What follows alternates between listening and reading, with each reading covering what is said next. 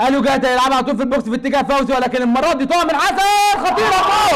جول جول جول جول جول جول. اتلعبت كده في البوكس في اتجاه فوزي الكاشف اللي طاع من ايد حسن ابراهيم اللي بيضعها على طول في الشباك. فوزي الكاشف هدف اول لفرقه البترول.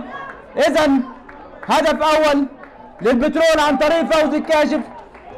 وقع كده من ايد حسن ابراهيم، خطأ من حارس المرمى، ولكن لسه المباراة والمشوار طويل.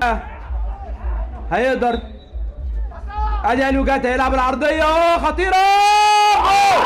جول جول جول جول جول جول. حلوة حلوة حلوة. اللي عملت العرضية بقول لحضراتكم الضربات الثابتة لو قدر يستغلوها فعلا يقدر صلاح لالا انه يضع الهدف الثاني للبترول.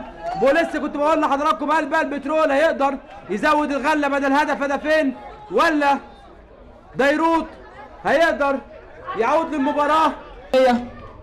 ادي لعبه على طول في الجهه اليمنى عند الزيني اللي بيحاول يلعب كورته، يلعب العرضيه حلوه حلوه توصل في اتجاه ومعاها ضربه جزاء.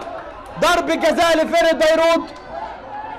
حلوه اتعملت العرضيه من محمود الزيني وقدر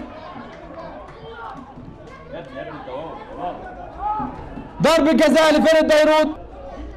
شايف كده على التنفيذ يا انديل وبهاء انديل حلوة ولدغ لدغة اللدغة الأولى لديروت عن طريق ضياء انديل. قدر يلدغ هدف بهدف أول ضياء انديل ويقلص النتيجة بهدفين لهدف، هدفين مقابل هدف.